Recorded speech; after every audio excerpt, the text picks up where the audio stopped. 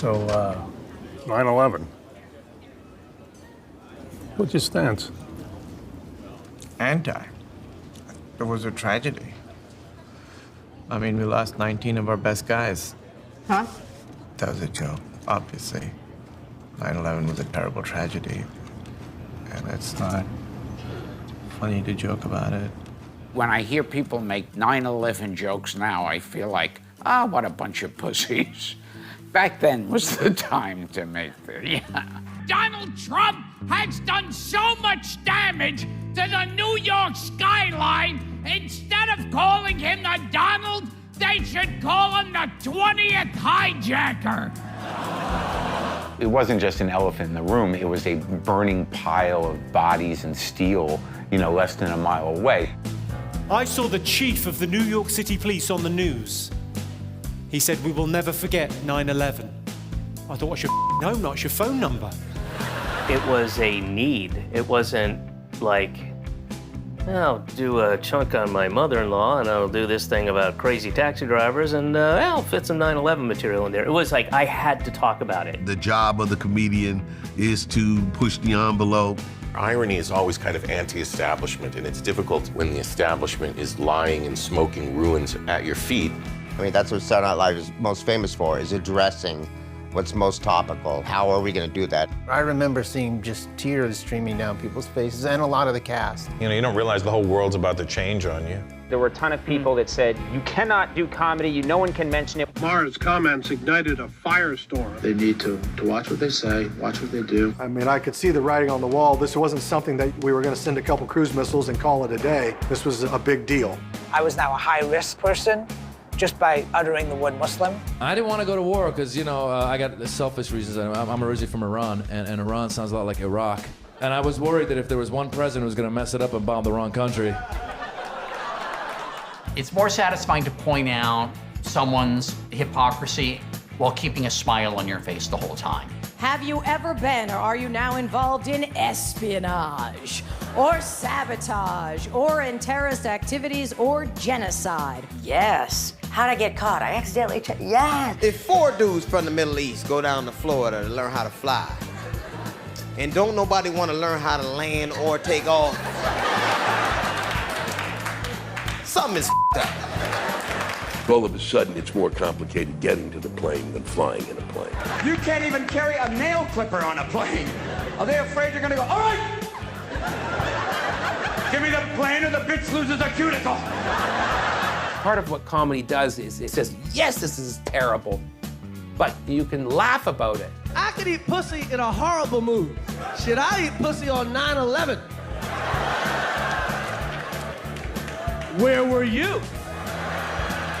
It's 20 years on for some people. It's still now too soon. Too soon. Too soon. Too soon. Too soon. Too soon, too soon. How about that? Hey, that's the name of this documentary.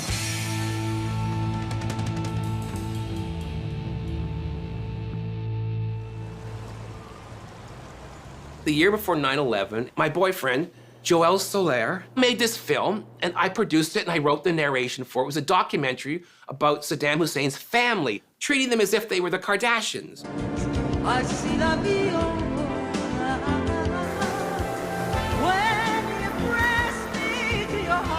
People, even now, they're afraid to speak and they know the price. November the 1st, 2000, we were sleeping and some group came to our home, took the giant garbage cans, filled them with gasoline, and they set them on fire. They'd come in the house and they'd put a piece of paper on the floor that said, "In the name of Allah, the merciful and compassionate, burn this satanic film or you will be dead." I thought, can I make a comedy out of this? So I wrote monologues for all these characters dealing with terrorism. It was called The Lowest Show on Earth. And the very first monologue was Buddy Cole going to Afghanistan to take on the Taliban and bring home a vial of sweet-smelling anthrax. I started doing the show, traveling around. I landed a 6-week run in New York.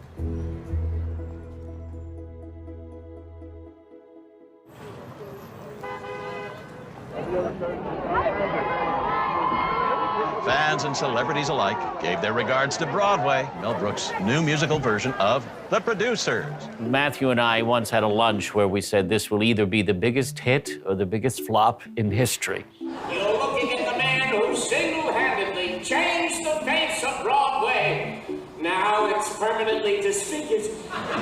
And it turned out to be the biggest hit. Since it opened in April, the show has smashed box office records on the way to becoming the hottest show on Broadway in more than 2 decades. It won 12 Tony Awards, the most Tony Awards in history. It was the Hamilton of its day.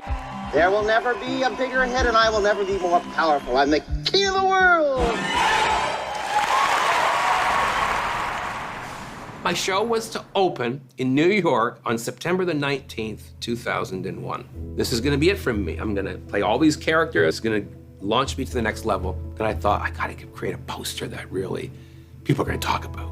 And it was me with a shaved head, right? Like as if I'd just been smacked, and a giant glob of going down my face. September the 10th, I had 10,000 posters made, and they went up all over New York.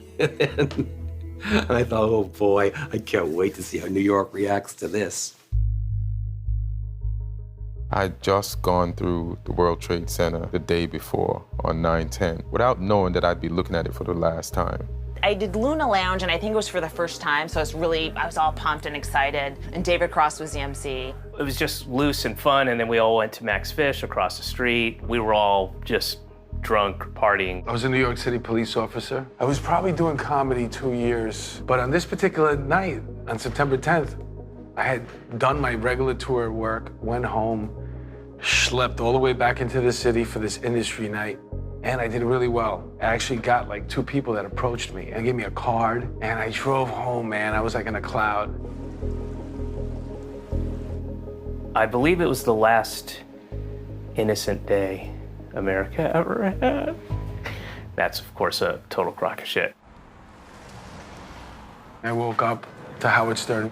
Tell when a woman wants you, and you can tell when a woman is being friendly. I heard she was in Beetlejuice, too. I heard she came on the Beetlejuice. Yeah. I don't mean to interrupt the fun, but this is a breaking news story, a serious news story. What? A plane has crashed into the World Trade Center. You're kidding!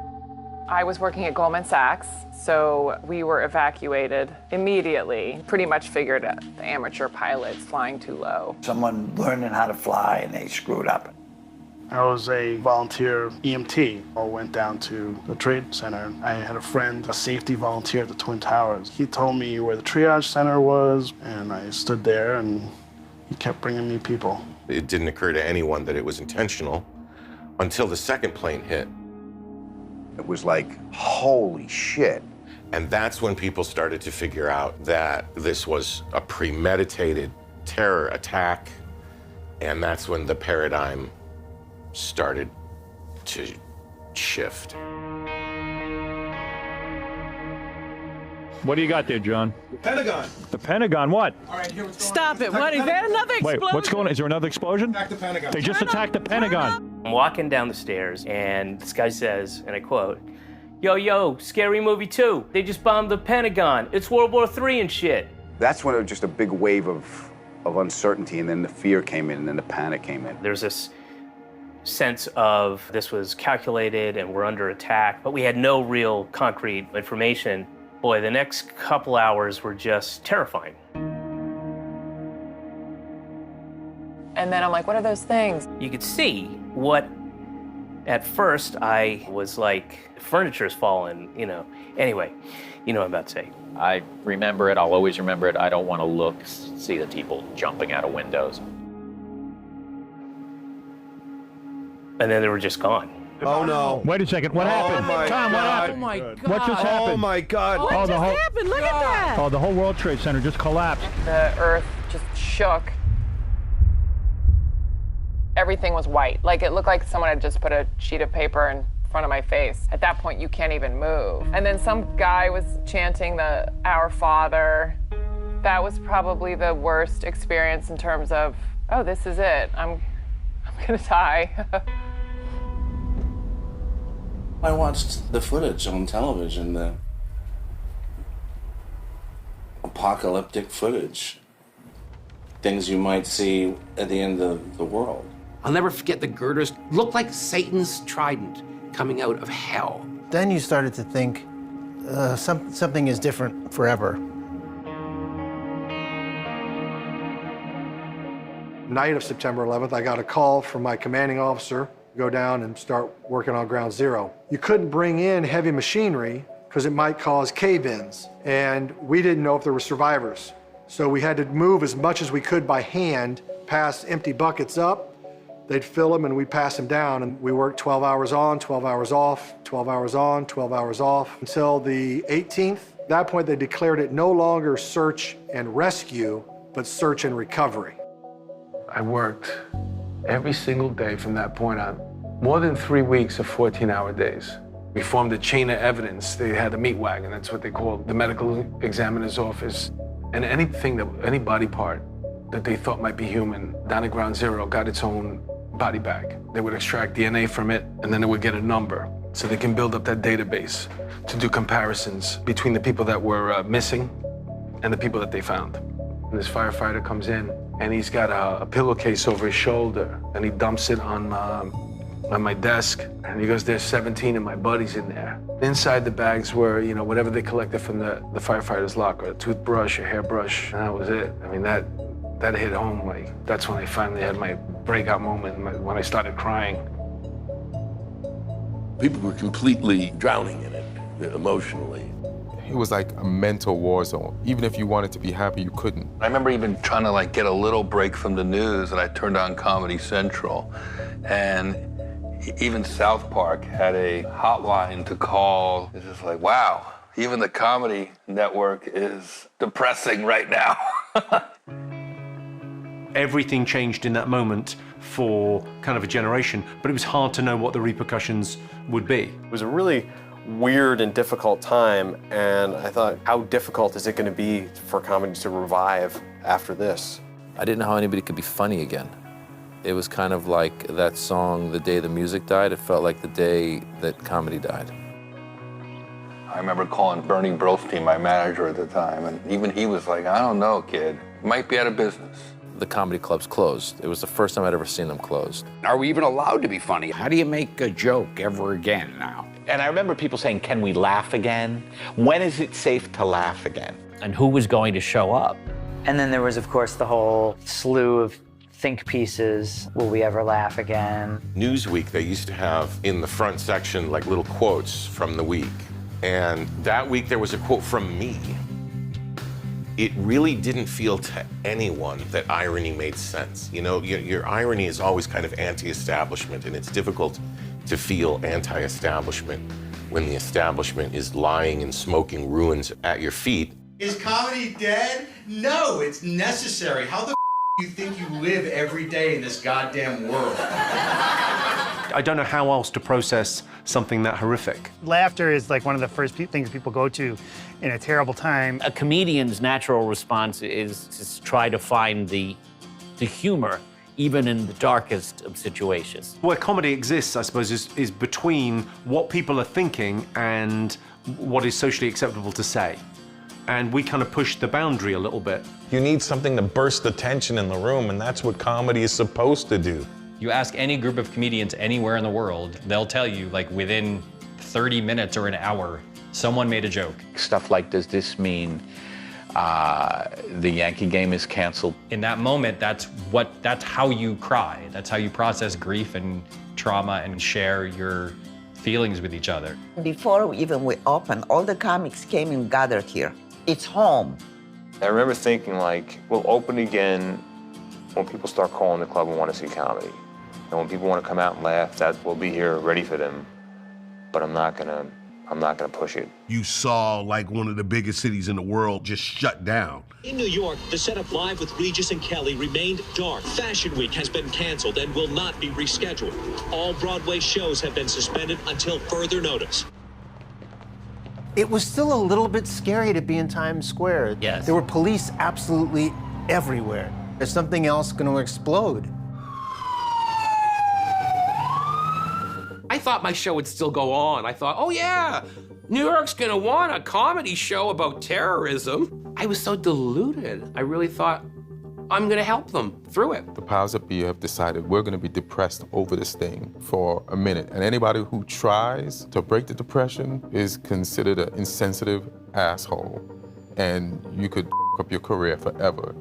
I'd worked so hard for this. Like, I'd put my heart and soul into it. It was the best thing I'd ever done. A few months later, I remounted it in Toronto, but it was a disaster. People were like disgusted that I would talk about these things so soon after 9/11.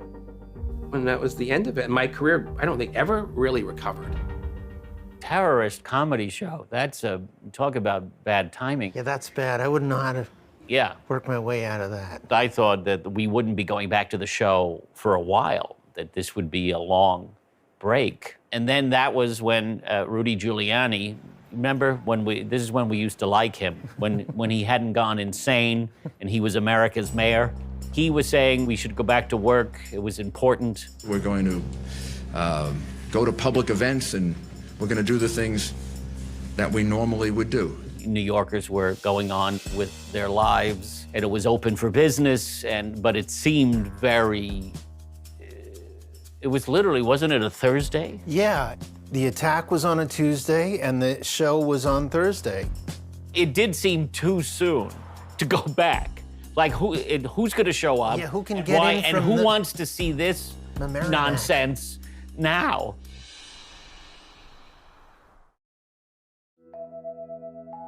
Giuliani has asked that we put ourselves back up. It just seemed wrong. It felt truly wrong. And yet, you know, we were doing what we were being asked to do. We all want to do something to, you know, help the city, you know, in this terrible time. And so it's always great to have an opportunity. So we're all just happy to have a little way that we can help get the city going again. The show started, it was a smaller house, of course. It was very quiet. The opening number, which is raucous and fun and always brought the house down, everyone was a little tentative about all of it. Then slowly but surely, the audience started to engage and feel, obviously, that it was okay to laugh. It's going to be our job to fill that safe with $2 million. $2 million? Gee, how much do we put in? I remember feeling cheered by the fact that people were still able to come and sit in an audience, look at people in costumes and play along. That still was possible was a great relief. It was also an escape.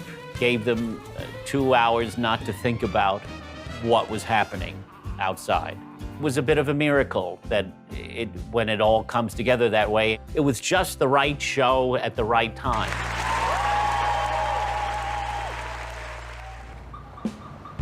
The comedy clubs opened up, I think, the Friday after. And I remember finding my way to the Comedy Cellar. It was a small crowd. I go, what's wrong with you people? Don't you have anywhere else you could be? And in some cases, people just didn't. People needed to do something. I don't think they knew, but they needed to get out and, you know, be around other people. I had to find a way to also make myself feel better, so I would just try and tell jokes, but it felt weird to tell jokes. It's not scripted. It's not a TV show. It's not a Broadway. It's not theater. You don't know how the comic feels when he walks in through that door. You don't know what the audience member feels. You know, no one knew what to do. And are you going to bring it up? How do you not bring it up? And there was those discussions going on. Talk about sensitive topics, how the audience would react to anything, light or funny. We didn't even know if we were supposed to touch on the topic, not touch on the topic. If you talked about something and somehow it's like, oh, I lost a family member in there. You would see kind of those pauses, you know, where they would have like a rapid fire flow. That wasn't happening. I felt like the audience, they didn't even want to hear about it. I don't think anyone came out guns blazing. The audience wanted something, and I wanted to give them something, but I didn't know what that was. So we were stumbling around together to find it. The audience and everybody else felt more gentle, more inclusive, warm feeling. And a week after 9/11, we started doing shows, laughed inappropriately loud at jokes that did not merit that kind of laughter. Normal jokes that got like a 2 in laughs. Pre-9/11, we're getting like 8s after. Like me, I'm gonna forget this crowd as soon as I walk out of here. They were desperate to laugh, and you were sort of desperate to tell jokes, and everyone was sort of desperate for this whole thing to work. We just kept talking to connect, to get some kind of normalcy, to find a foothold to climb out of this. As comedians in New York, we were grieving like everyone else. We just dealt with it on stage, night in and night out, going, this is what I'm going through, and people laughing, and when they laugh, you're like, I'll get through it. It was almost like, okay, we got knocked down, went through some terrible things, we're gonna dust ourselves off. A show of resistance and strength to not let this disrupt, our way of life. That, we're not going to be completely culturally annihilated by this. It was a big you to the terrorists. You know what? Yeah, okay. You took that shot, well, we're back. If you're going to a comedy club on September 17th, 2001, you're hardcore. Versus, maybe a late night show, they're talking to a larger audience, they're freaked out. So they felt like they had to tread a little more lightly when they came in. I can remember flying back to the city, looking downtown, and all you saw were the rising pillars of smoke. So I was trepidatious about it because I didn't know what to say, didn't know what to do. The process that we put the show together is always going to be affected by the climate that we live in. And there was a pall cast over the country, but also, you're fighting your own sadness. Some of us thought maybe the show would have to return to being more of a parody and a spoof, kind of like a Mad magazine. I know John was thinking hard about how the show could come back and what it would be. It was also a sense of like, all right, well, we're gonna do what we can to make comedy. And everybody felt that obligation, like, great, let's try to do this. It just sort of was collectively understood David Letterman would be the first back on air. And we all wanted to know what Letterman was going to say. It just really felt like he was the elder in the room, and it was the respectful thing to do to allow him to go on first. He was the person who would know what to say, how to handle it in comedy. On the Monday that we came back, they said to me, when you do the warm-up, obviously there's going to be some tension in the room. As late as 4 o'clock, I was talking to various people on the staff about, are we honestly going to do a show? I still did what I had to do. Got some laughs. Again, it felt really nice. And then Dave came out and told them, hey, just be patient with me.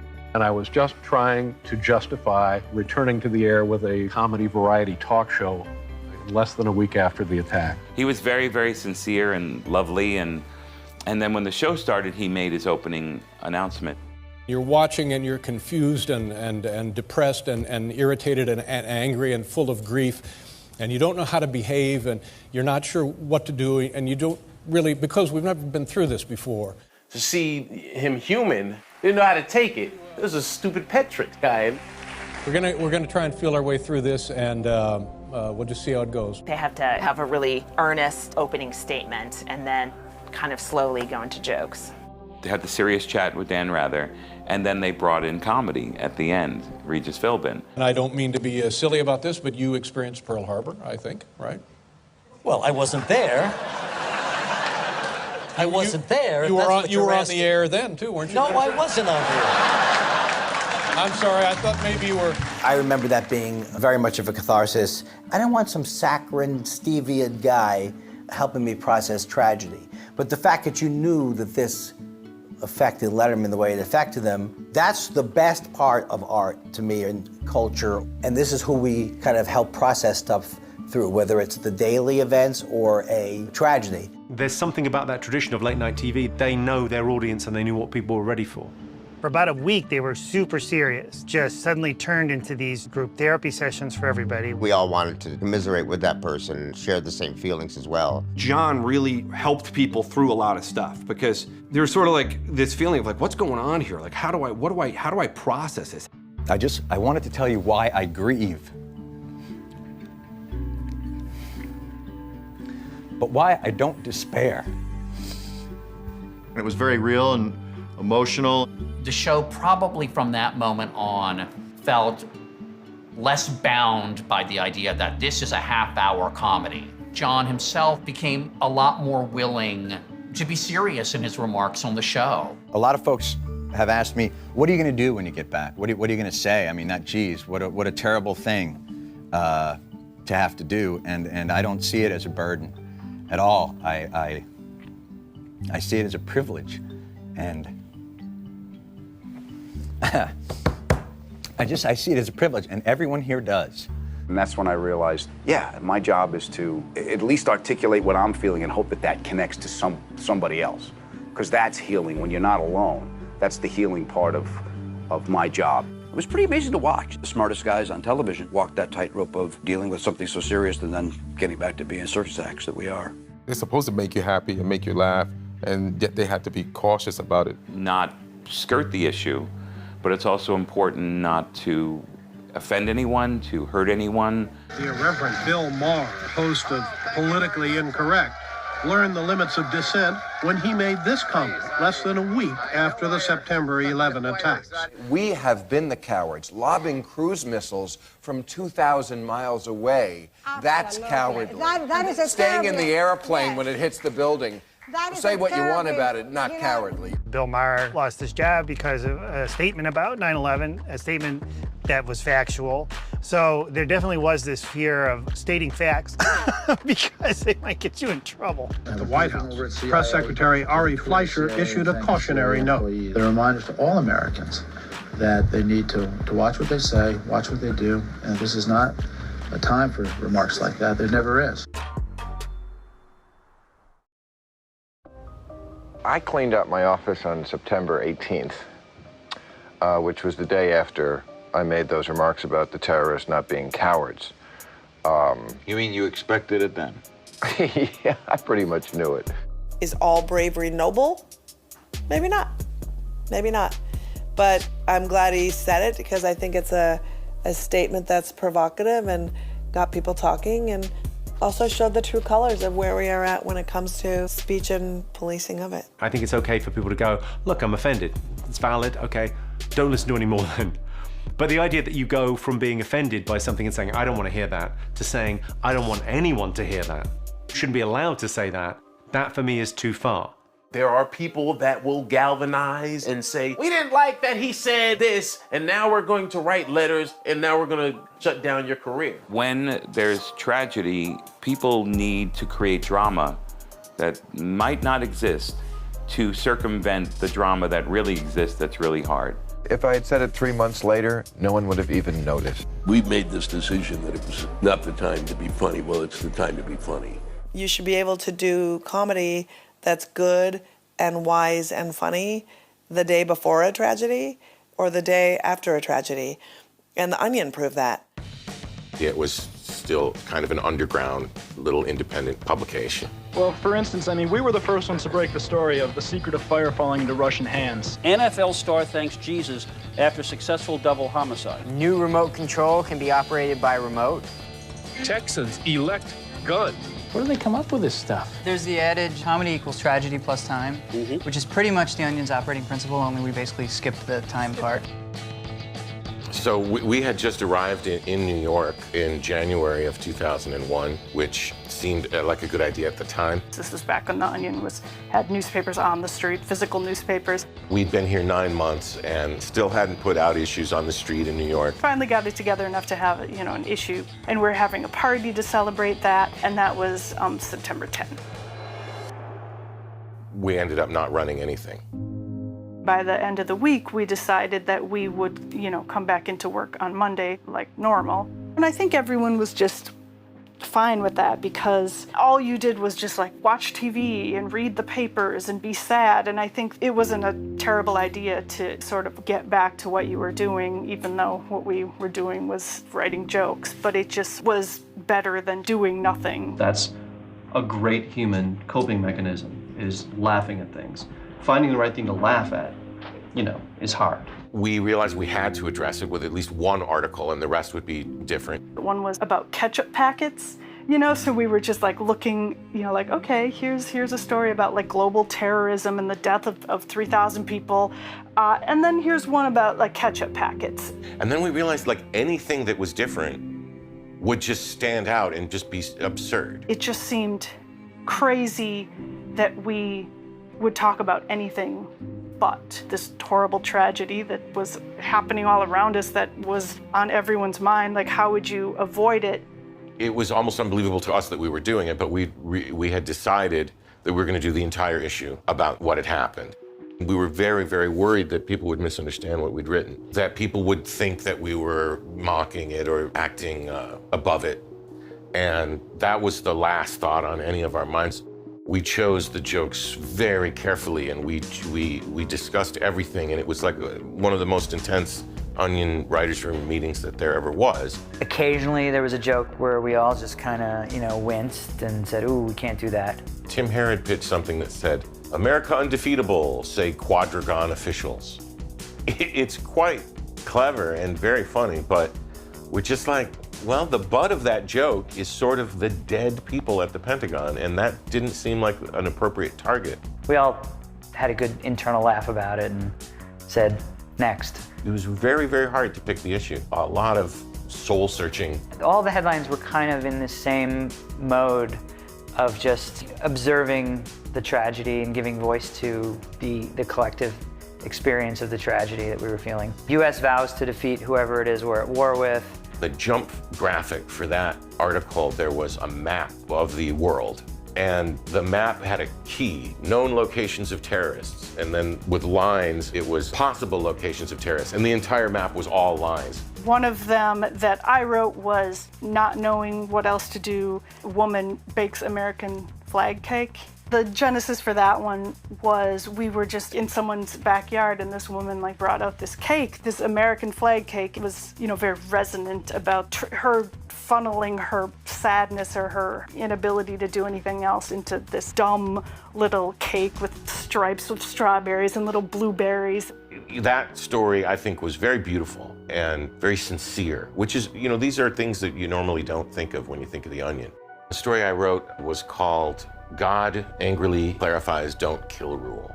You read that and you laugh, but it's just so deeply sad. These murders had been committed for a religious reason because someone thought God wanted it done. And I was 100% sure that anyone who knew anything about religion would not agree. The purpose of God is to get us to not kill each other. And it just struck me as so sad that it was going to create Islamophobia, and it was going to create all this long-term cultural antagonism that was already bad, but was going to become much, much worse. And it just seemed so tragic. And so that story that I ended up writing, it was a weepy story, embarrassingly maudlin in some ways, I guess, but I was crying when I wrote it. I think that we all just were helping ourselves. I don't think we ever were like, oh, we're doing something good for America or good for other people. The Onion writers have always been very sincere in what they're trying to say, even if they use sarcasm as the way of conveying their message. The message is not sarcastic. We just did not want to offend anyone, and we were nervous. When we came to work, on the day that the issue actually went up online, the first thing we saw was a fax. This is back with faxes. And it just said, not funny, not funny. Not funny, not funny, not funny. In really big letters. Like it was yelling at you. I thought that we would be run out of New York, if not the nation, by a torch-wielding mob. It just felt like, oh God, this is it. Like, we've failed.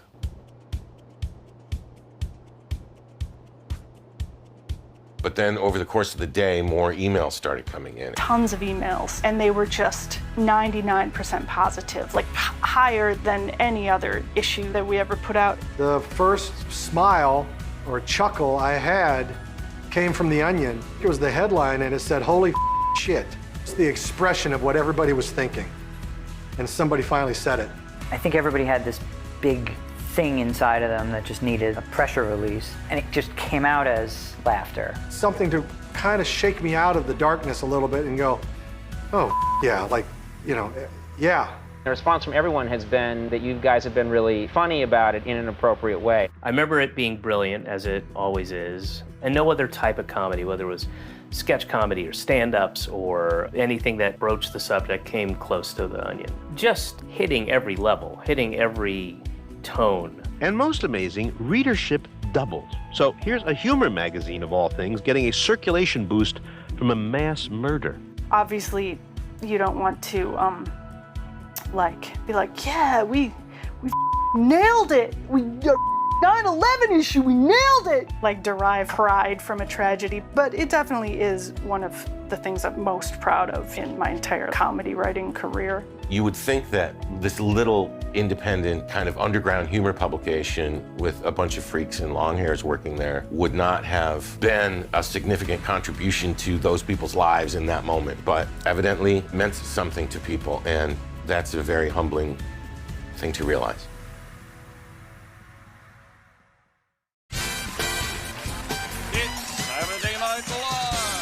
May of 2001, Rob Carlock, who had been producing Weekend Update, left to move to LA to take a job. And I remember thinking, like, who are they gonna get to do that job? And the answer was me. My first day of work at Saturday Night Live was supposed to be on September 11th, 2001. Suddenly the news went from being this funny, like, what did Newt Gingrich say today that's funny? Turned from that to like the scariest topic for comedy that any of us could have ever possibly imagined. Letterman came back, all the late night shows came back. What about this institution? I mean, that's what Saturday Night Live is most famous for, is addressing what's most topical. How is that going to be possible? The networks were ready to roll out their new TV shows next week, but now that may change. I don't think we even knew if we were going to still do a show that week. The whole week was very tense. What are people ready for? Is this okay? Is this too risky? It was just a really weird, gut-wrenching feeling of sadness and devastation. We didn't feel funny. We didn't feel like really laughing. You know, we weren't joking around as we usually do or doing bits with each other. Every time we would pass by each other, we kind of gave each other a look like, are we still gonna just keep writing? Are we still supposed to be here? The thing that you hold on to in those moments is like, no, it matters. Normalcy, right? People need to laugh again. That week we did what we always did, and that was create a show and write a show and then perform it. We have to go do dumb sketches. We have to put on dumb wigs because, damn it, that's the point of this show. That's the point of SNL. That's the point of New York. We don't get derailed. Like they don't get to cancel our dumb sketch show. So God damn it, we're gonna do it. We didn't know what the cold opening was gonna be that week, how they would address what was obviously in the news, which was, 9/11 and the Twin Towers. And then all of a sudden, they decided that it would be the first responders. Half of them had been down there and survived it. They all had friends that died, and they were all standing there, and the look on their faces told 1,000 stories. Since September 11, many people have called New York a city of heroes. Well, these are the heroes. It was really a beautiful way and moving way to start the show. Saturday Night Live is one of our great New York City institutions, and that's why it's important for you to do your show tonight. Can we be funny? Why start now?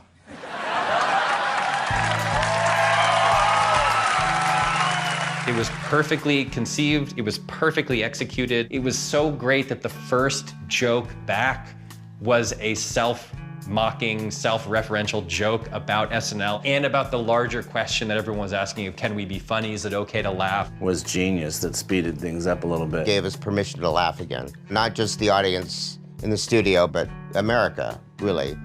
Reese Witherspoon was the first host for the season premiere. We've never done a show under these circumstances, so we're still finding our way. But I promise you that we're gonna give it everything we've got. We definitely went with safer, more fun, whimsical types of sketches. With negative $130,000, Sean Connery is here yet again. I wouldn't miss it for the world, Trebek. I turned down Harry friggin' Potter for this. Please, God, take me now. It was safe to do Maya doing her Versace sketch. She makes me laugh so hard. Get out.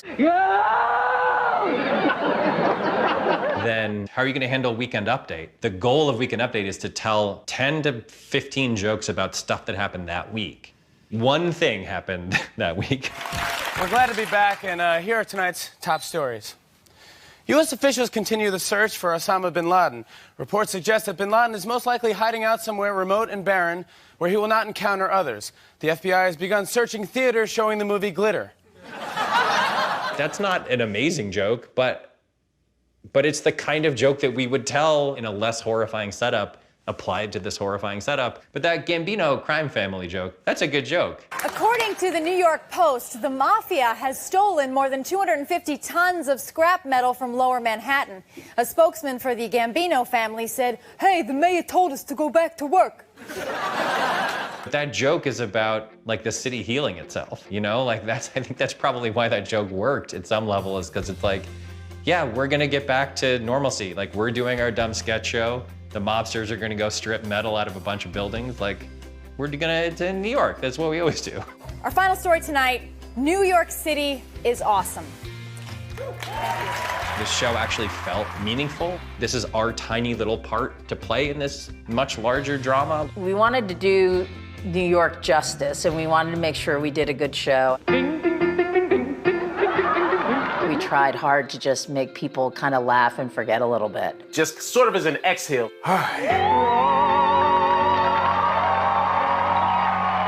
Being able to laugh again, it does help the healing process, and it definitely made you feel like we're not gonna lay down. It was a singular moment in all of our lives.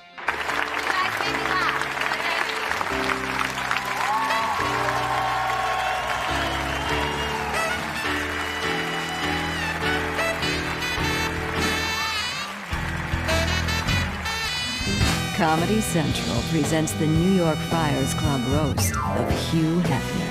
Me and the Friars and Comedy Central and Hef, we all had to decide what was the right thing to do. He told me that people were a little concerned about it being too soon. Am I one of those people? I'm like, hell no, I am in. It's cliche now, the terrorists win, but then it wasn't a cliche, it was like this real thing. Don't be defeated. Jimmy Kimmel emceed, and Jimmy broke the ice. Everybody here will agree that right about now we can all use a good laugh. Unfortunately, though, our first roaster is Rob Schneider. He set the tone right from the get-go. Roastmaster's job is to lay waste to everybody in the room in such a manner and style that everybody can just backfill and follow suit. Let me just start out by saying Osama bin Laden is a I don't mean sucker in a bad way, because I know Hef's girlfriends are here. I'm not trying to... And you like, all right, I just want to be in roast mode. My real reason for being here is, I just wanted to get invited to the mansion. That's the whole thing. I've never been to the mansion. That's why I came tonight. I'm ready. That's the only thing. We're going to set it off. All I'm saying is, let's do this. I think people were being very careful with their material. People had danced around the 9/11 thing, but Gilbert is ruthless and tasteless. You pretty much gotta put him on last. The one and only Gilbert Gottfried. Don't know what he's gonna do. There's a good chance he's a little inappropriate. There's a good chance he's really dirty. Tonight I'm gonna be using my Muslim name, Hasn't Been Laid. And that got a laugh. And then they wanted to be the first one to address the elephant in the room. It's a defense mechanism, to make a joke about something or an energy or a feeling in the room. We have to label the elephant in the room, Some guys ride the elephant in. There's something in Gilbert, for better or worse, that makes him want to do these things. He can't help himself. He's compelled. I have to catch a flight to California. I can't get a direct flight. They said they have to stop at the Empire State Building first. God bless him. It was really the first moment in the night where everybody's well-founded and well-intentioned fears about the night had actually been realized. And you thought, how will he get out of this situation? I'd lost an audience as big as anybody could lose an audience. And one guy yelled out too soon, which I thought meant I didn't take a long enough pause between the setup and the punchline. But that pushed Gilbert to go even further and get even dirtier and more inappropriate. I figured, let me just go to the bottom level of hell now. He launched into the aristocrats. Okay. A talent agent is sitting in his office. Which is a joke that is about incest and bestiality and all kinds of sick, perverse things. The most visceral, gross-out joke you could possibly think of. The father father starts f***ing his wife. The wife starts jerking off the son. The son starts going down on the sister. The sister starts fingering the dog's asshole. It went so far, and it kind of brought everyone together in a way that, yes, you could laugh. People are howling and pounding the tables, and it proved to me terrorism, bad taste, incest and bestiality, good taste. Bad taste is not a crime.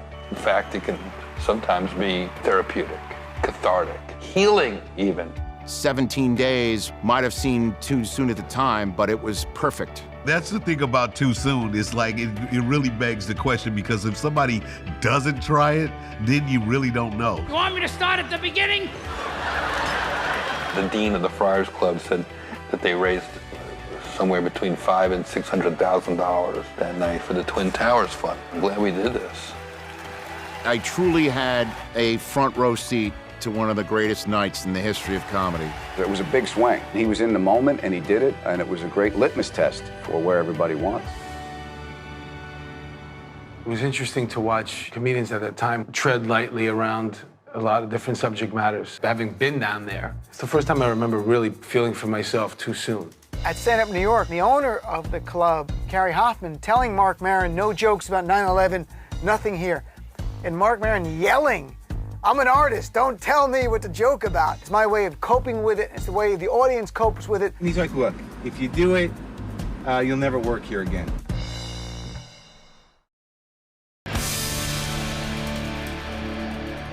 Am I being inappropriate? Or am I just doing my job? It's our job to entertain these people away from this. You know, they keep saying they'll get back to normal. I didn't know where that was before this went down. Right. You know, I mean, what does that mean? Well, they want us to get out and do things. Right, resume consumption, you know, start eating, you know, go out, go to the movies, take in a show, you know, put some gas in your car, invest, get something between you and your feelings before they lead to questions. You know? If you think about, ask not what your country can do for you, ask what you can do for your country. 40 years later, it's like, hey, you know how you can help America? Go to Disneyland. You got to go out to eat and get drinks and go to bars. Telling people to go shopping. Right, yeah. That's our latest mindless cliche. Go out and buy some jewelry and a new car, otherwise the terrorists win. It's never the actual thing you make fun of, it's how everyone responds to it. They raised the color coding thing anytime Bush's approval rating was dipped. Attorney General John Ashcroft issued a terrorism warning asking all Americans to be on high alert this week. Then on Friday, he announced that the period of high alert would be extended indefinitely. I think I speak for all Americans when I say, bitch, I can't be any more alert. Eddie Griffin started talking about, if I was on the plane, shit wouldn't have went down like that. You know what I'm saying? Because them flights were from Boston to L.A. You know how long a nigga have to save up for a ticket from Boston to L.A.? Nigga would have been on the plane. We ain't making no U-turn. You talking about, nigga, I saved up for these tickets for 2 years. And then you realized, oh, we could show anger towards the terrorists. That would be okay. There's nothing offensive about that. First joke that came out of it was terrorists convinced thousands of people to kill themselves in the name of God. I can't convince two of my friends to help me move. Of course, the thing that everyone jumps on is 72 virgins. They believe that if they kill themselves, they will be met in heaven by 70-some-odd virgins. Imagine that kind of faith, to think that that would happen, when I haven't met one on earth. I tried to turn it around, I'll make it a little feminist. If you're a woman, you wouldn't want 72 virgins. That would be like 72 premature ejaculations. You just feel like, oh my God. Like, no wonder they wore burqas. Maybe they're just protecting their faces. I think you saw a lot of comics really be able to develop their own voices. Marc Maron doing some smart jokes about surveillance. It'd be a very disappointing surveillance operation if they had me on camera all the time. You know, they'd be like, oh, he's still in bed. I can't believe he's jerking off again. Patrice O'Neal had a really funny joke about, it's like, now, you know, remember people like, oh, what are we gonna do in Wisconsin? People in Iowa worried about all the cereal factories being under attack. It ain't gonna happen. 6 tractors were hijacked today and driven into a cereal factory in Iowa. It's a terrible sight here, Jim. We're live at the Raisin Bran factory. Raisin Raisin silo number 1 is completely engulfed in flames. I think next year there's only gonna be 1 scoop of raisins. Not a joke about the tragedy of 9/11, but the joke of moving on from 9/11. After 9/11, we did shows almost right away. We started doing shows really quickly in the clubs around the city. In some parts of the city, there wasn't even electricity in some parts of the city. Yet the subway didn't even go there. But we started doing shows in these clubs because people seemed to want to come out. They seemed to want to laugh. And I couldn't believe it. You know, it was right after 9/11, and there were already people in the audiences, bachelorette parties. And I thought, holy shit. You know, I never thought that I would be proud to see a pack of drunken Jersey girls with condoms on their heads. I thought, shit, they are never gonna change the American way of life. They just knocked down the World Trade Center, but they couldn't stop this gaggle of squawking twats from That is such a brilliant turn of phrase. Gaggle of squawking twats. Oh, we're going, Gina. It's your day. It's your special day. We are going in the city. We are going in the city. It's your special day. I don't care what those Mexicans did. We are going into the city. And it was on the right side of it, too, which I loved, that it was like, there was hope in that joke, that it was like, you know, they're never going to defeat us. But if you had like something specific about 9/11, it had to be super funny. It had to be so bad and so funny that people would be like, all right, I can't not laugh at that. That is sick, but I can't not laugh at that. Like I was thinking the other day that you can figure out how bad a person you are by how soon after September 11th you masturbated, like how long you waited. And for me, it was between the two buildings going down. So I have a feeling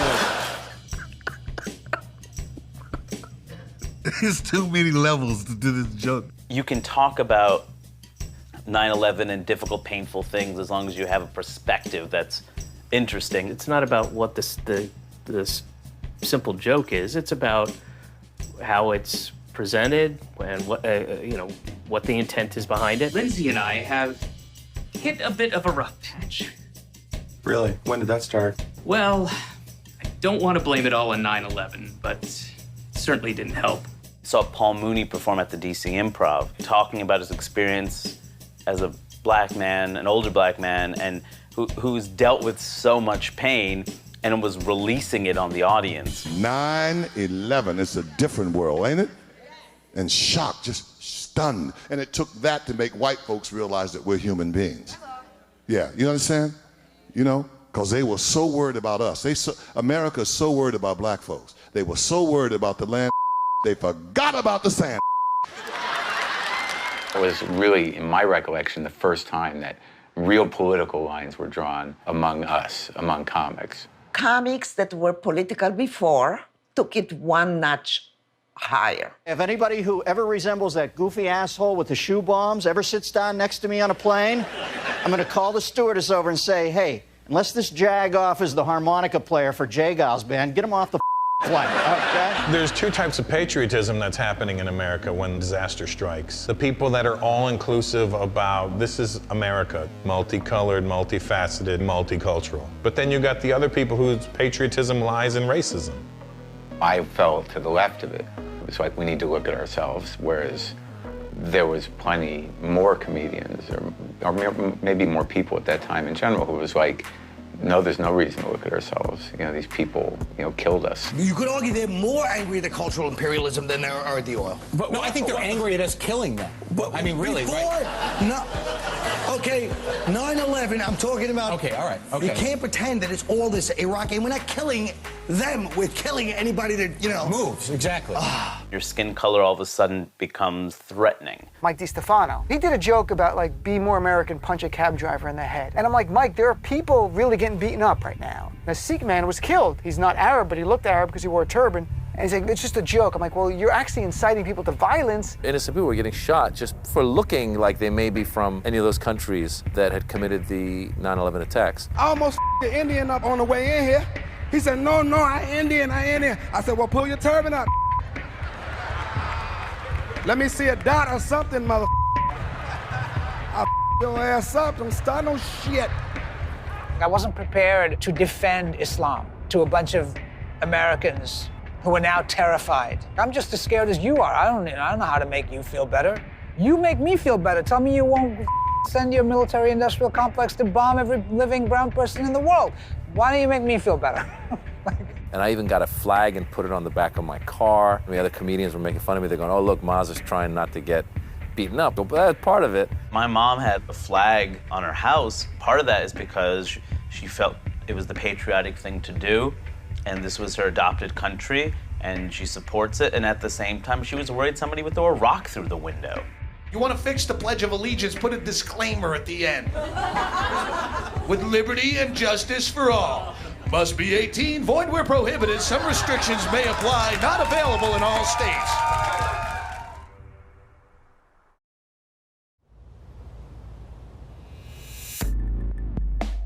I was a little bit outspoken at that point about 9/11. After 9/11, there was such an amazing glut of hero pussy. Cops couldn't walk out of their house. You didn't have to be anywhere near New York City. Cops all across there, girls just see the uniform and they would stop, drop, and suck his dick. He's a hero. Get it, girl. Hero. Get that hero dick. New York Daily News had an article about some comic, Doug Stanhope. He's making fun of the first responders who died at 9/11. I was getting all these death threats and boycott emails. He's un-American. He's doing this shit. It was crazy. Fairly soon after 9/11, I had a corporate event in Washington for really big money. I was to come and make fun of politicians. The idea that you were somehow going to make fun of George W. Bush on any level, it was just impossible. And that event in D.C., that afternoon job, was a disaster. Reporters said to me, so you can never make fun of the president again, I guess. And I'm like, what, never? What made it kind of easier to talk about 9/11 was our botched response to it. Fool me once. Shame on you. If fooled me, we can't get fooled again. They decided that 9/11 was a big moment they'd all been waiting for, where they would finally get to execute this kind of massive plan that they had to spread democracy in the Middle East. How?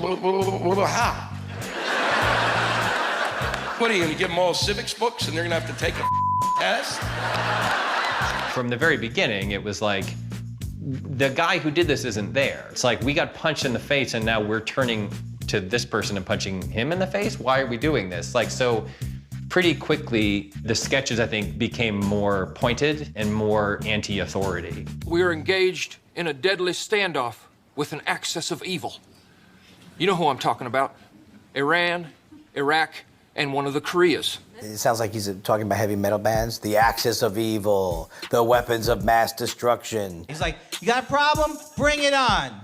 Over there in Iraq where the troops are. Bring it on over to that area. You want a piece of me? You want a piece of me? You want to start something? Get on a plane, go over there. Where the people doing the actual fighting are. That's when I think comedy sort of blossomed, because we finally had a self-deprecating, a way of being like, oh, our country's doing the worst thing right now, going into an unwarranted war. Here's some jokes about it. I don't think Osama bin Laden sent those planes in to attack us because he hated our freedom. I think he did it because of our support for Israel and our ties with the Saudi family and all our military bases in Saudi Arabia. You know why I think that? Because that's what he said. Some girl was sitting in the front and she claimed to be in the military, and she said, you can't make fun of our commander-in-chief during a time of war. And I said, that's the whole point of this country. Supposedly we're going to Iraq to bring them democracy. So you're telling me I shouldn't express myself, but we're going to take democracy to them.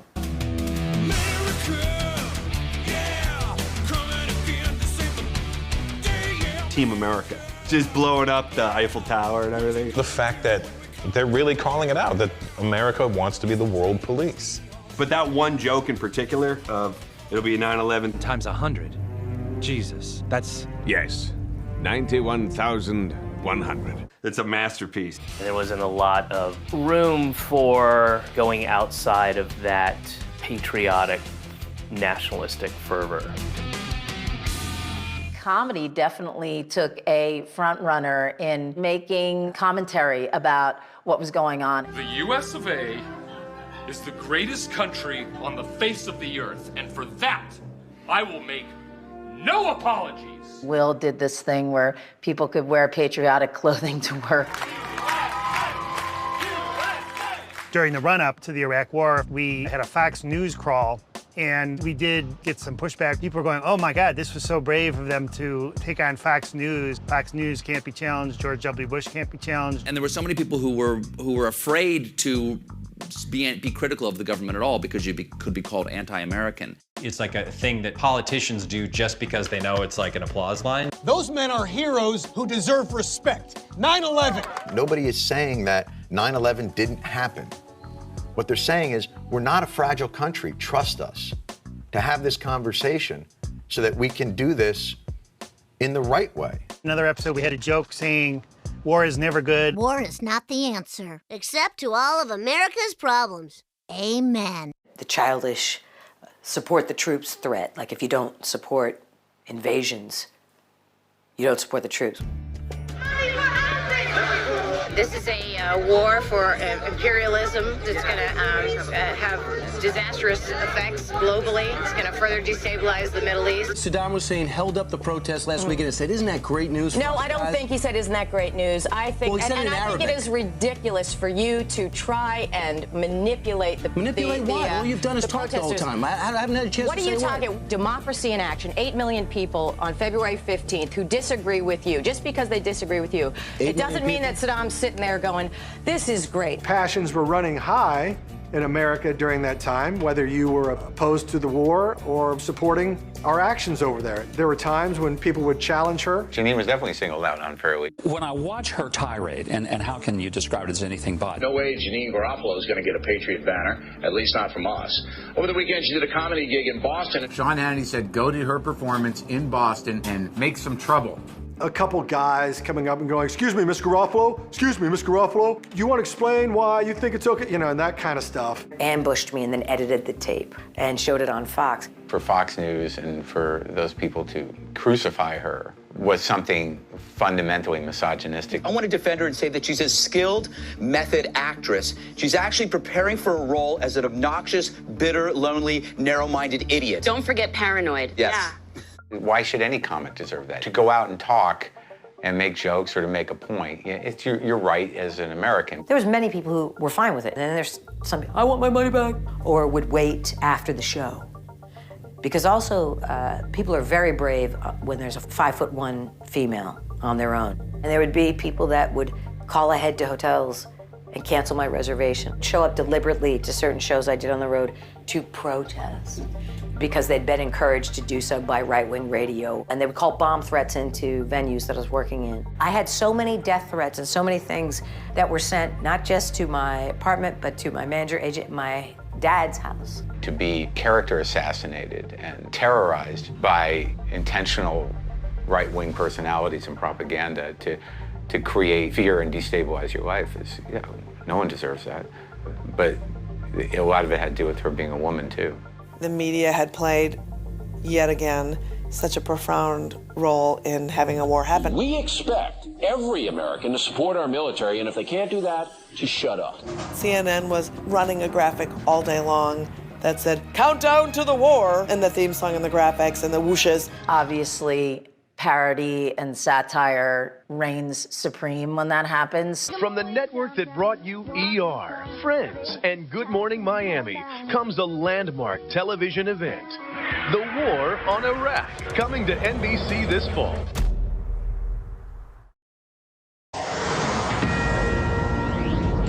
The deadline is now. My fellow citizens, American and coalition forces are in the early stages of military operations to disarm Iraq. Cable news really got toxic in the post-9/11 world. What John did, which was ethically the right thing, but also just for him stylistically with comedy, would say, like, let's make this show about something more important. I think of myself as a comedian who has the pleasure of writing jokes about things that I actually care about. The show gained a lot of its credibility, certainly with younger viewers, by being really skeptical of the case for the war in Iraq and being right in the ad. The show became much more politically bent. I hate to use the term watchdog, but I always think of it that way, of like we were like almost monitoring what was happening in the cable news world. Of course, our show obviously is at a disadvantage compared to the many other news sources that we are competing with. At a disadvantage in several respects. For one thing, we are fake. They are not. So in terms of credibility, we are, well, oddly enough, actually about even. We're about even. He was the first one to tell you, I am not the news. I am a comedy show. I follow sock puppets who do prank phone calls. If you're getting your news from me, you're not doing your job as a citizen. The Daily Show wouldn't have become as powerful if the media hadn't become so derelict. What John or the show did well was point out the hypocrisy that was sort of running rampant in the media. Any progress in the standoff? Chief European Union negotiator Javier Solana has announced that a resolution should be reached in the next couple of days. That's why we're naming Javier Solana our Vanilla Coke Peacemaker of the Week. The tone and goals of The Daily Show was always to call out the bullshit in the media and in the government and like sort of be the court jester who's basically going, the emperor has no clothes. John really invented, and now you see this across all of cable news, which is this montage of hypocrisy. Why is the United States of America using its power to change governments in foreign countries? We must stand up for our security and for the permanent rights and the hopes of mankind. The United States of America will make that stand. Well, certainly that represents a bold new doctrine in foreign policy, Mr. President. Governor Bush, do you agree with that? Yeah, I'm not so sure the role of the United States is to go around the world and say this is the way it's got to be.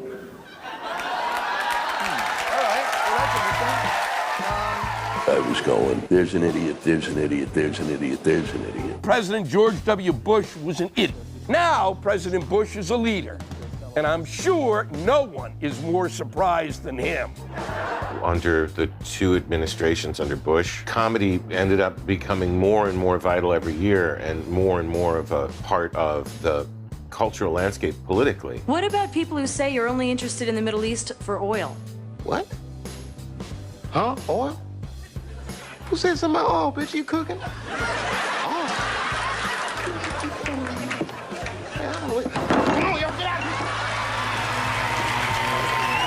Good evening. I'm Stephen Colbert, and welcome to the very first Colbert Report. Got a lot to do tonight, a whole big world to fix. It was a satire of the type of pundit shows delivering news through opinion. I will speak to you in plain, simple English. And that brings us to tonight's word. Truthiness. Post 9/11, there was a lot of people not speaking truths, but speaking like what felt like the truth. If you think about it, maybe there are a few missing pieces to the rationale for war, but doesn't taking Saddam out feel like the right thing? We had come out the gate with this idea of truthiness, which seemed to resonate with people. So the show was definitely in the zeitgeist. But then it became unclear to me whether the Correspondents Association really knew what we were up to. Let's take everyone to the White House Correspondents' Dinner 2006. It was 2.5 years after we had invaded Iraq. There was no criticism. We tried to fix that. Our writers and Stephen wrote this piece. We did basically the kind of jokes that we would do on our show. The very first joke we wrote for it was, people say that this administration is just rearranging deck chairs on the Titanic. This administration is not sinking. This administration is soaring. If anything, they are rearranging the deck chairs on the Hindenburg. Allison and I were sitting at the same table, and we both looked at each other like, uh-oh, we are in trouble. It was very much the sort of stuff that we've been saying to our audience, to our studio audience, and not to the President of the United States. And therein lies the difference, it turns out. It was the first time that George Bush had to sit and listen to a litany of his crimes, and it was the first time that the media had to listen to the litany of their ineptitudes. Over the last 5 years, you people were so good. Over tax cuts, WMD intelligence, the effect of global warming, we Americans didn't want to know, and you had the courtesy not to try to find out. I don't think the people in the news media were ready to hear what Stephen had to say. If you're telling a whole bunch of people that they suck at their jobs when they suck at their jobs, they're not going to laugh. But Stephen stuck with it, and he was amazingly funny, and he was a truth teller. Over the course of the next few days, it was uploaded to YouTube. We began to see this groundswell of support for it. Thousands and thousands of people grateful for Stephen having spoken, some truth. It was pretty amazing. It felt great. Ended up being an important political speech in American history. Made Colbert into a folk hero. We're lucky enough to be joined by an expert in Middle Eastern affairs who can bring us a unique perspective for less than half the price of an American reporter. He is Asif Manvi. He joins us from Beirut. Thank you for joining us. What white people do, around that stuff is not as interesting as Muslim Americans. I was the first brown correspondent on The Daily Show, and I was the first person that was hired to talk about what was going on in the Middle East and what was going on in Iraq and all that stuff from the vantage point of a brown person talking about that. My very first piece basically highlighted this idea that somehow as we bomb their sacred cows, as it were, over there, they're just supposed to take it as part of democracy being spread around the world. As one gentleman told me while standing in the smoldering remains of what was once his village, you can't get hummus without mashing some chickpeas. That's an incredible way to look at a terrible situation. Well, I'm sure it's no different from the way your nation views the events of September 11th. Tough day, great opportunity. I don't think we really look at it like that. Oh, well, I guess not everyone knows how to respond when opportunity knocks their house down. I remember people just being like, oh, there's nobody speaking about that from the vantage point of the other. So there was an audience for it, there was a thirst for it, there was a hunger for this kind of experience. There really wasn't an Arab voice. There were about 5 or 7 comics. That was it.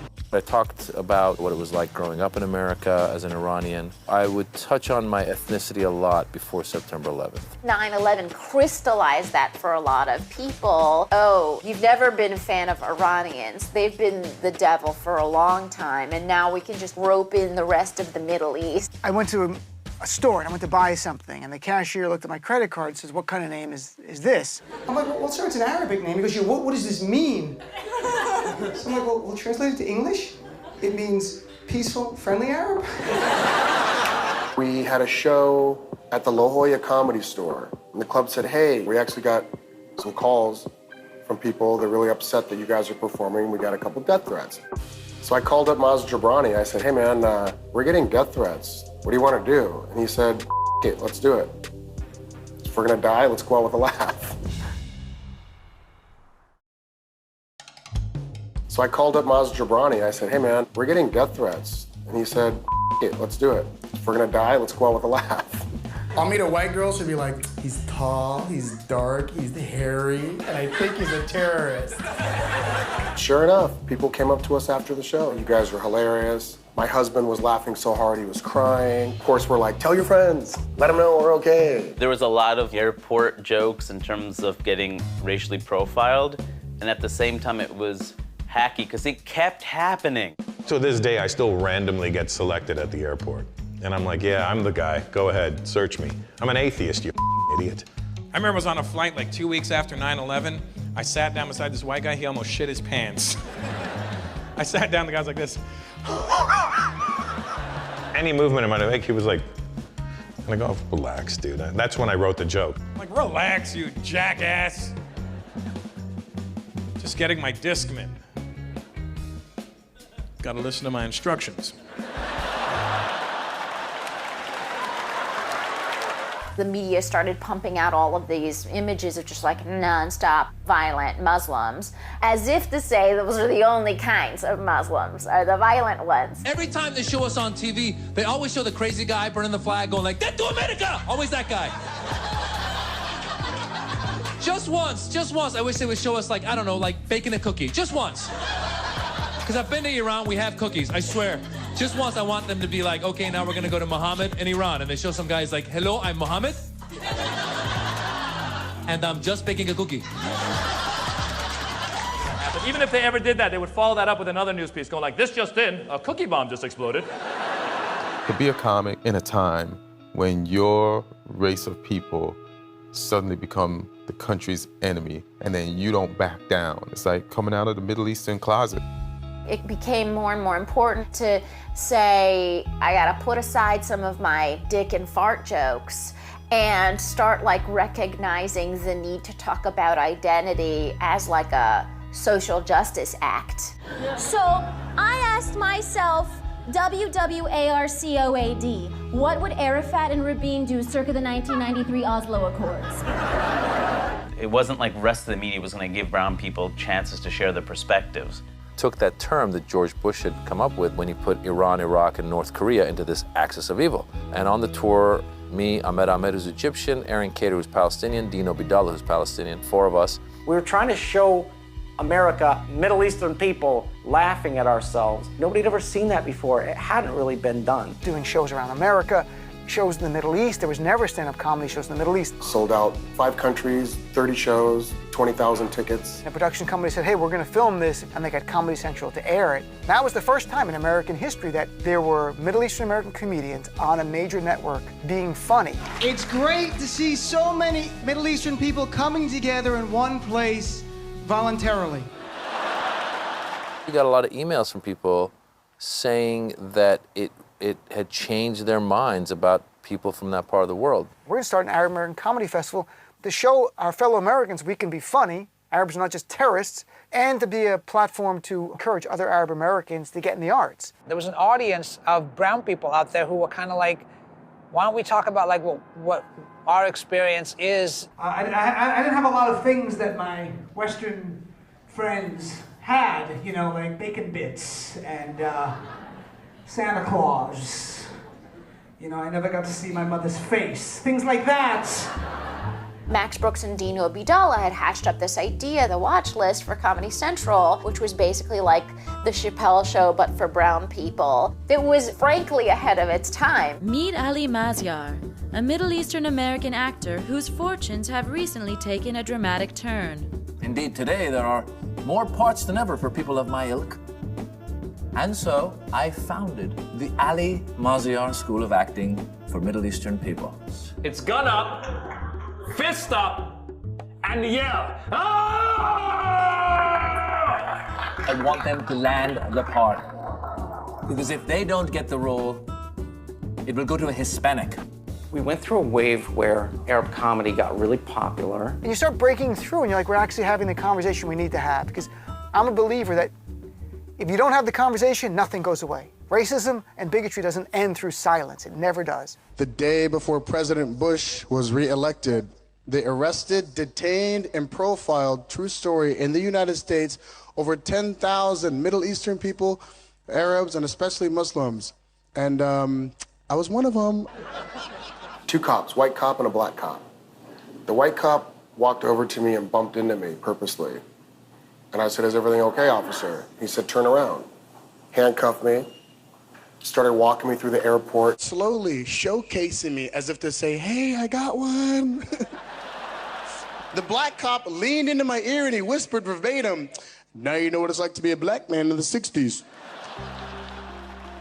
Turning something that horrible, that tragic, into something tangible that's sort of trying to be a bridge of understanding and representing our people in a positive way. Like, how could I be an Arab American comedian and not engage about that? Here we are coming out, talking all this shit about being from the Middle East, and these young comics were like, well, if they could do it, then we can do it.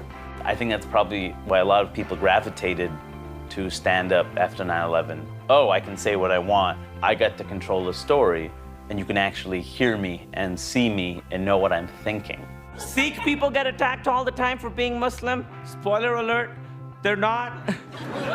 But they're brown and they wear turbans, so people attack them for being Muslim, which must put them in such an awkward position Because they're like, I'm not Muslim, not that you should attack Muslims, but if you're looking to attack Muslims, which you shouldn't, I'm not one. There is a Muslim right over there. Don't attack him unless somebody's definitely getting attacked, in which case, get it right, which is wrong.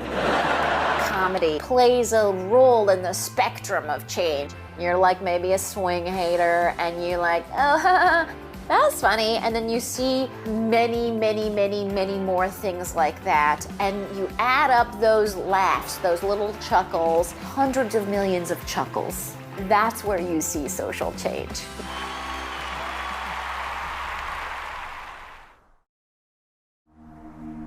After 9/11, the nightmares would just be, I would relive it every night. I had gone through therapy, tried all the drugs, nothing else was working. So instead of falling asleep to the sound of myself screaming, I found an old Richard Pryor tape and I just started playing it. I go to the therapist, you know, and I go see him and I talk to him, you know, how do you feel? I said, I feel like breaking your face. I'd like to pull your guts out and stomp on them, okay? That's fine. And I started to laugh. It was like the first time I could just be on my own and not feel the fear of what happened to me and what happened to us. Yeah, my dad, if you don't know, he was a fireman. He died 9/11. He was a very good dude. And I have a lot of jokes about it. And if you don't like the first one, you probably won't like the rest. What's weird is my grandma on my mom's side, my mom's mom, she, her birthday's on 9/11. And she never liked my dad. Kind of fishy, isn't it? I'm not making fun of it to be an asshole. I'm making fun of it because it's a challenge to try and find humor and stuff like that, to try and make a joke work. I helped prep him for the Bieber roast, because there was actually talk about it. You know, what do we do in that situation? Pete's wise for his years and said, I'm gonna get ahead of it and do one first. I lost my dad on 9/11, and I always regretted growing up without a dad. Until I met your dad, Justin. Now I'm glad mine's dead. It's like fun to make people laugh at stuff. They're like, oh, like, you know, like I shouldn't laugh at that. Your sense of humor is like your taste in food. How spicy you like it depends on you. Who the am I to say that that's offensive if Pete doesn't think it is? I'm appalled that people would come here and make jokes about the sacrifice Pete's heroic father made on 9/11. This is not the roast of Pete Davidson's father. That was in 2001. Some people are going, well, no, I lost a family member. That can never be funny. And I always think, well, but, you know, different people have different tastes. I like the stuff immediately. I like a warm cadaver to joke about. Which leads us all to the mastermind of the 9/11 attacks. Kyle. If you went through all the episodes of South Park, if you went through all the episodes of all of the comedy, I'm sure there would be countless 9/11 jokes. I never would have thought that that would happen. And I was there in New York for 9/11, which is just the world. God, we ended up with 2,400 widows. 2,400 widows, each who finally this year, ended up with a check for $5 million each. And